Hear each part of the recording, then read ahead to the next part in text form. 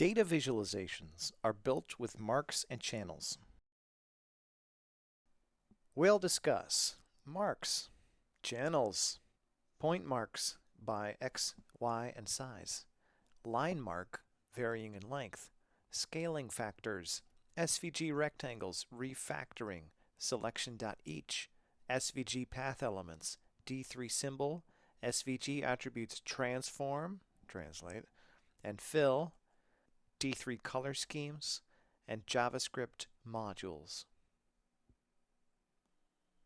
When it comes to marks, we've got points, lines, and areas. This very small taxonomy of graphical marks summarizes the marks found in pretty much all visualizations.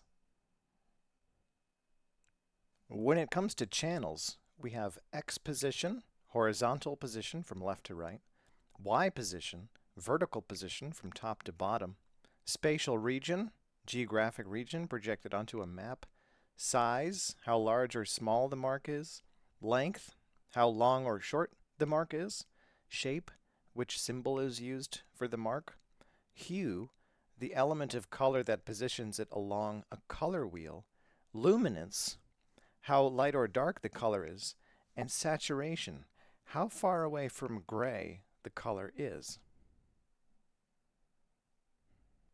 These channels can be used to modify all three types of marks.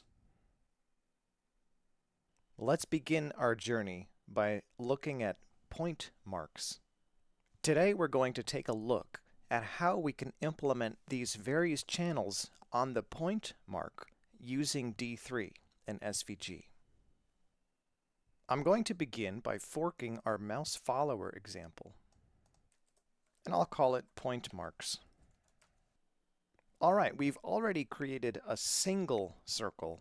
What I want to do now is make maybe like 5 circles.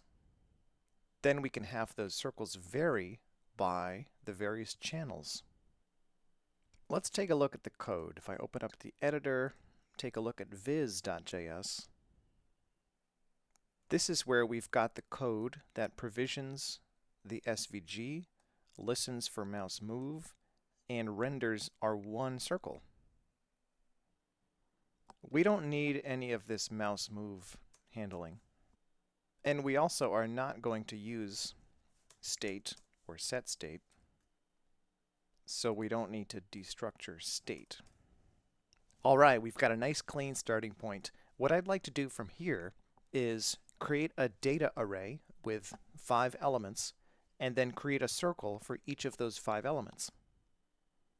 I think I'll just hard code an array called data and assign it to be 1, 2, 3, 4, 5.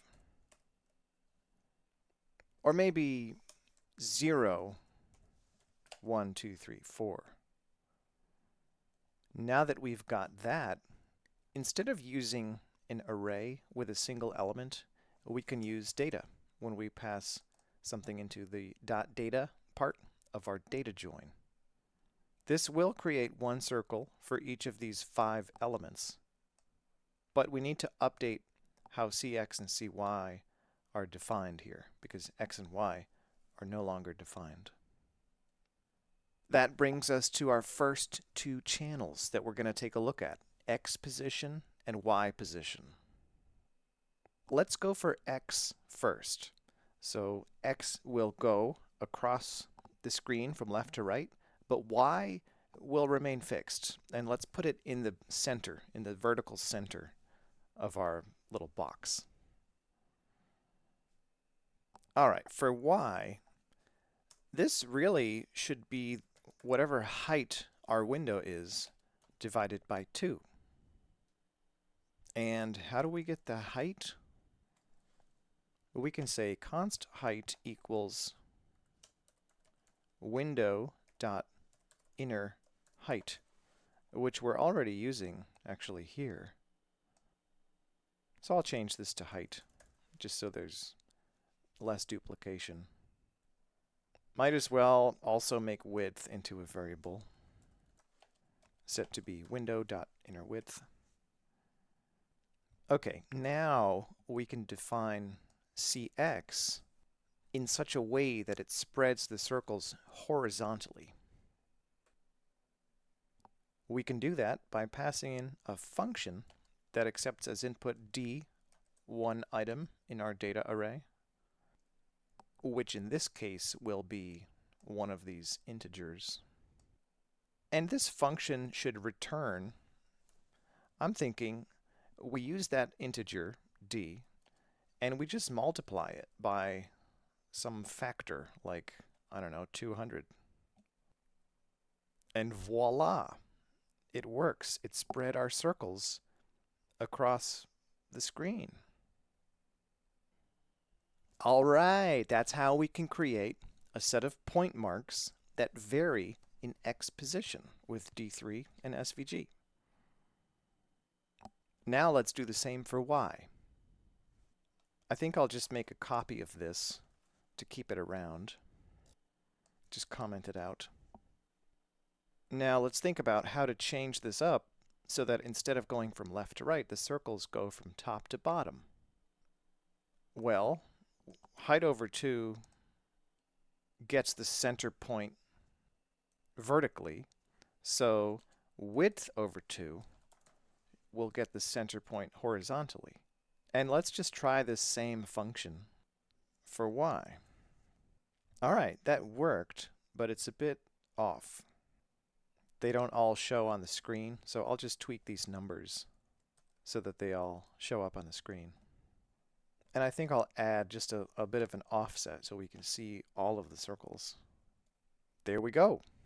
That's how we can create a set of point marks that vary along Y position using D3 and SVG. All right, we've explored X position, Y position. Let's try size now. I'll comment out this code for later reference. And I think for size, what I'd like to do is start with the code for X position and then modify it so that these circles are different sizes. Before that though, let me just add a bit of an offset here as well so we can see all the circles. All right, this is X position. I'm going to copy this for our size channel example. To change the size of circles, we need to just change the radius. Let's try this same function for our radius. All right, it works, but things are just a little too big. So I'll just tweak these numbers here. Modifying this number here changes the, I would call it a scaling factor, meaning how big the next circle is compared to the previous one. And this number here is the minimum size, the minimum value. It's the radius of the first circle here because our first D value is 0. So this gets 0, and 10 gets to be the radius of that first circle. Now, when it comes to size, I have somewhat of a nitpick that, I feel strongly that the area of the mark, not the radius, should correspond with changes in the data values. I'd like to make a slight change here so that the increments in area between the circles are consistent. The area of a circle is defined as pi r squared, where r is the radius. Therefore, the radius is proportional to the square root of the area. We can make the changes in area consistent between each pair of circles by putting in math.sqrt right here. This will take the square root of our integer multiplied by some constant. And this plus 20 still serves as the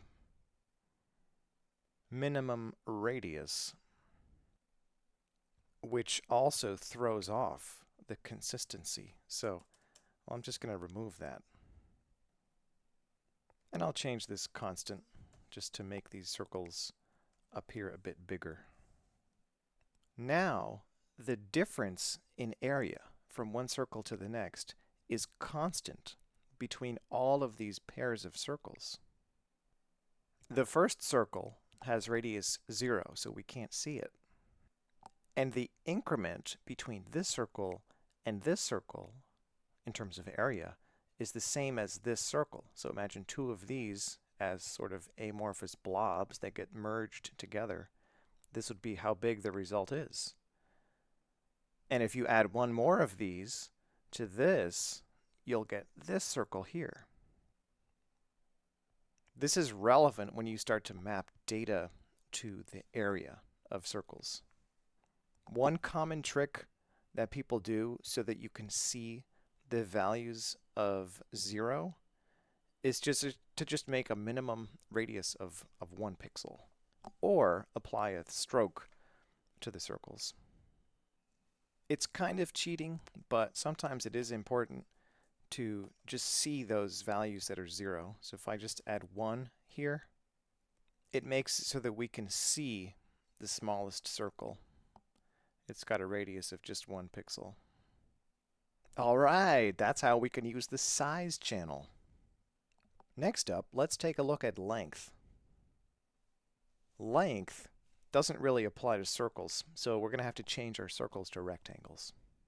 I'll start by copying our size example as the starter for our length example. And then I'll change circle here to rect, which is the SVG element for rectangles. Now, rectangles don't have CX and CY attributes, but they do have X and Y. And rectangles don't have a radius attribute, but they do have width and height, which we can initialize as constants just for now. Okay, now we see some rectangles, or squares rather. This is pretty close. We just want them to vary in length now. All we need to do for that is vary their height. I'll try dropping in the same function that we're using for x. And that works, but they go down and they get a little too long. So I'll just change this scaling factor. And also I'll change the smallest value. Okay, pretty close. I just want these to be pointing up, going up instead of going down. The way we can handle that is to set y. Now keep in mind, the x and y coordinates of a rectangle in SVG determine the position of its upper left corner. As x increases, it will go to the right, which we can see by just changing this value here. Every time I increment it by 10, you can see everything moves to the right. Y, on the other hand, goes from top to bottom, not bottom to top. So if I add 10 here, notice that everything goes down, not up, as we add numbers. So how do we solve this problem? Well, we want the top of our rectangles to go up based on the height. Y is currently set to be a fixed value.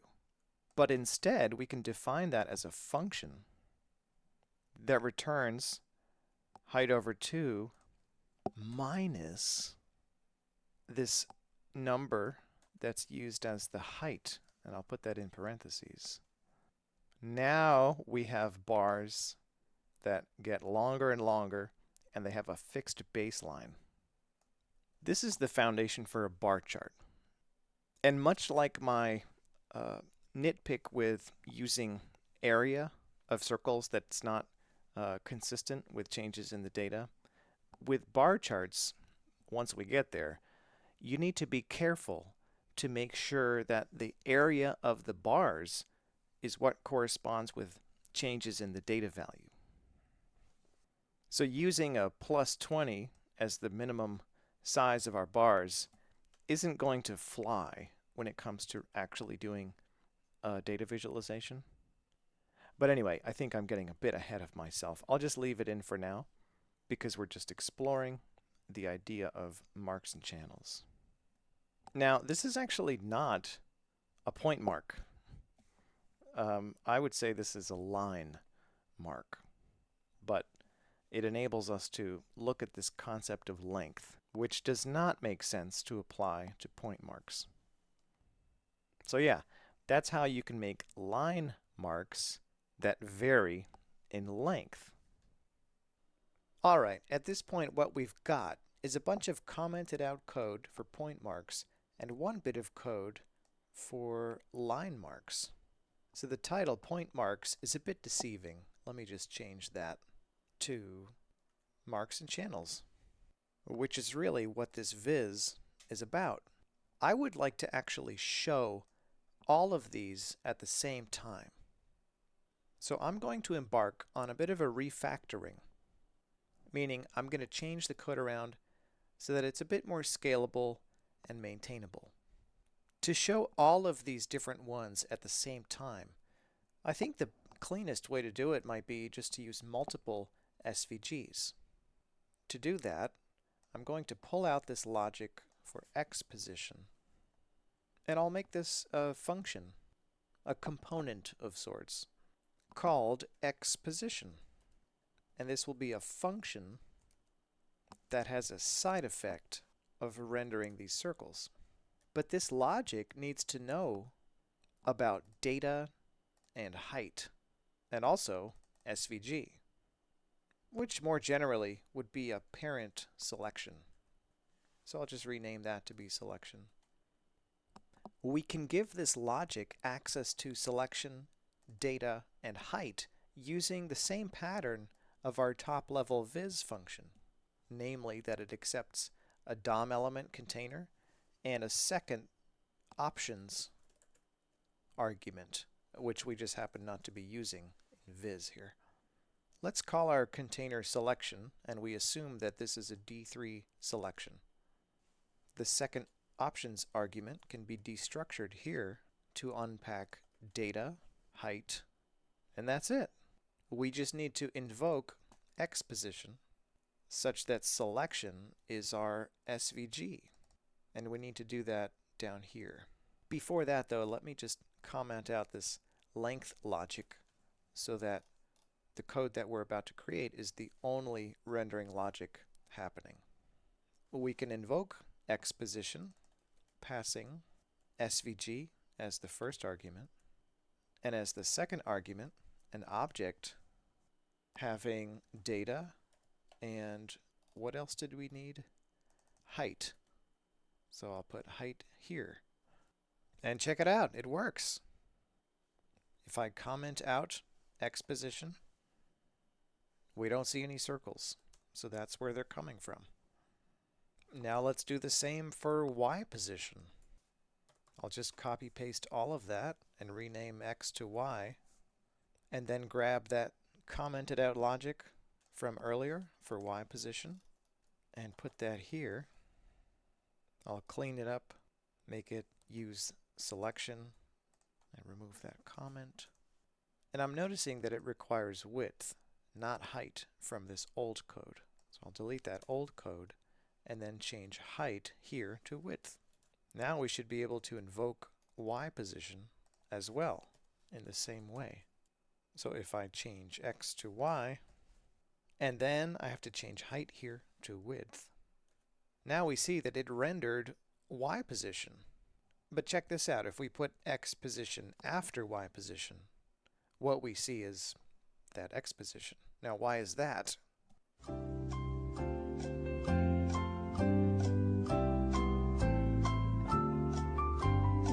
It's because after Y position sets up those circles, because of the way that D3 selections work, X position will pick up on those same circles with this selection.selectAllCircle, and it will join those to the data, but it will find that those circles already match up to the data.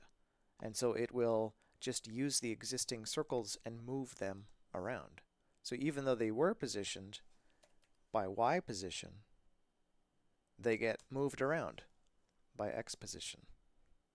We can solve this by, instead of joining on this array with null, we can join on an array of all the functions like x position and y position, and that will generate an SVG for each of those functions. And what we want to do is invoke x position on the first SVG and y position on the second SVG. We can do that by using .each.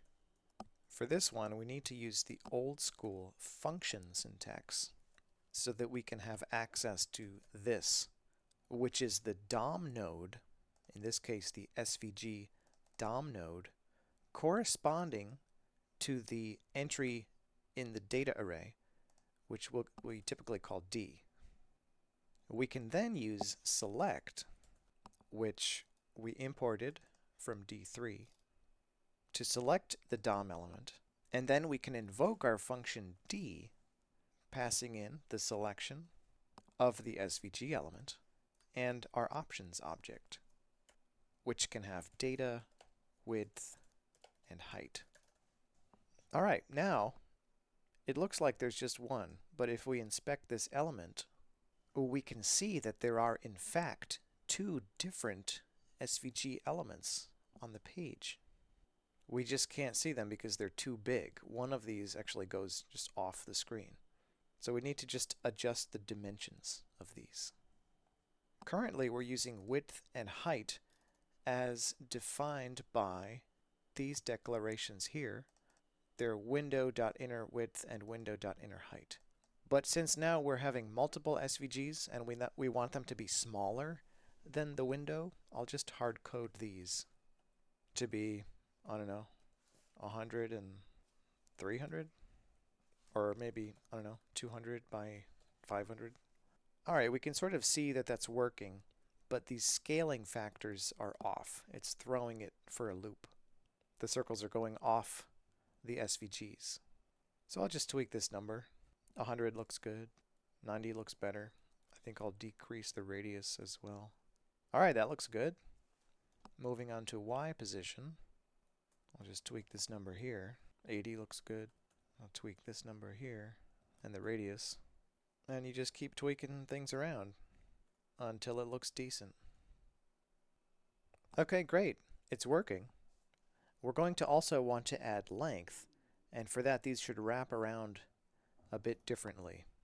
If I change the width to be smaller than 960, which is the outer width, then they wrap around like this. See? Now there's space for length, which we can also refactor into a similar function called length by grabbing that commented out length logic from down here and dropping it in here and cleaning it up. And then we need to add length to our list of these functions: x position, y position, and length. Now we see that it worked, and we just need to tweak these constants here so that all the bars fit. I'm noticing that there's some duplicated logic here. Every time I want to change this formula, I have to change it in two places. An important part of refactoring is to identify duplicated logic and clean it up by factoring out this logic into a variable. Maybe I'll call it size. Or no, not size. And not length, because that's already taken. How about bar height? And that can be a new variable defined as the function we had earlier. Now I can use that here and here. We want to subtract bar height of D. Now I just need to change it in one spot, and all the downstream code just updates nicely. So now I can tweak it and find the right value. Alright, there's just one more straggler, which is size, which I will also move into one of these functions. by starting with length and renaming that to size. This is the logic we had earlier, which I'll uncomment and clean it up. I'll delete the one for length. And we need to add this to our list of channels, like this. And now it's working. We just need to tweak these constants. 100. For this, I'd like the separation to match that of X position, which I'm looking now, it's only showing 4. So I think I might need to go back and tweak that as well. All right, there's all of our circles. We can use this same logic for our size function for CX. Okay, now we can just tweak the size to show all the circles. All right, we've got X position, Y position, length, and size. And those are rendered here, each in their own separate SVG. X position, Y position, length, and size. And if I just swap size with length, then the ordering here updates as well. All right, we've got a couple more channels to go. Let's tackle shape. We can just add that to our list here, shape, and that will be yet another function that's quite similar to size. And now it goes off the screen. I have to just adjust the height a little bit. All right, that looks pretty good. I'll update Y just to make sure we can see all these circles. All right, so we want to do shape. For shape, we're going to need to use path elements, not circles. And path elements don't have any of these attributes, but they do have the D attribute, which is expected to be a string that defines the shape of the path using a domain-specific language that consists of line commands. This is all documented quite well in MDN. For example, this string here defines a heart shape using M, which is the move to command. That moves to a certain set of coordinates. I believe this is X, Y in pixel coordinates. And there's all sorts of other commands that you don't really need to understand. Because the thing is, D3 has utilities for generating this string. The D3 shape package provides a utility called d3.symbol, which constructs a new symbol generator. And a symbol generator is what can generate those line strings that you can use as the D attribute of SVG paths. The available symbols include all of these here. This corresponds directly with the shape channel. Okay, we want some shapes to show up here. How do we do that? Well, we're going to have to generate a string that looks something like this using d3.symbolsfill. So the first step is to import symbolsfill from D3. Now let's see, what the heck is that even? Let's console.log symbolsfill and take a look. It's an array with 7 things in it. And it says here, this is an array containing a set of symbol types. And they're all documented here. Let's see about circle. There's all these different symbol types. And these symbol types can be configured with the symbol generator generated by d3.symbol, which we also need to import from D3 to create our symbol generator by just invoking symbol as a function. It's a constructor of sorts. And then we can use symbol.type to set the symbol type to one of these 7 values that are contained inside of symbols fill. All of this stuff is only relevant inside of the shape function. So I'm going to just pull it out from here and drop it in our shape function right here. Now when we iterate over our data, we want each of these elements to correspond to a different entry in symbols fill. To do that, we can write a function here that accepts as input d, one of our integers, and also I, the index in the array.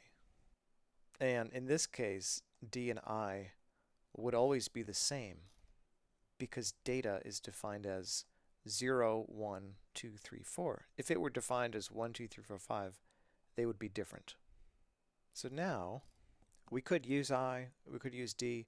I think I'll just prefer to use I to make the code robust to future changes in the data. It's called defensive programming. And in this function, we're going to want it to return the symbol generator invoked as a function, but only after the type has been configured to be symbols fill at index I. Now we are actually getting some tiny shapes there, but they're all stacked up on top of each other, and they're all tiny, and they're all in the upper left. So let's fix those things. Now this is just a bit verbose because we don't really need to use this explicit return. We could use implicit return, and that would be just a bit cleaner. So let's solve the size problem first. I want these to be bigger. d3.symbol, in addition to being able to set the type with this method, it has another method called size that lets you set the size. It says here, specifying the size as a function is useful for constructing a scatter plot with a size encoding. This is cool because it sort of hints at the fact that channels are orthogonal. You can have multiple channels going at the same time, like size and shape. But anyway, we can use .size in our code like this. Symbol generator .type .size. And we can pass in some number like 100 or 300. See, it's getting bigger a little bit. How about 3,000? Okay, it's still kind of not that big. 6,000? 60,000? Okay, they're all there, but they're all on top of each other. We need to offset them a little bit. Even though path elements do not have cx and cy, or the x or y equivalent, they do have something called transform. So what we want to have happen is that the same functions that control cx and cy for the size example, I want those to control the center point of our symbols, so they would get spread across the screen. Ideally, we could just copy that logic and paste it down here and change it to x and y, but that unfortunately does not work because paths do not have x and y like this.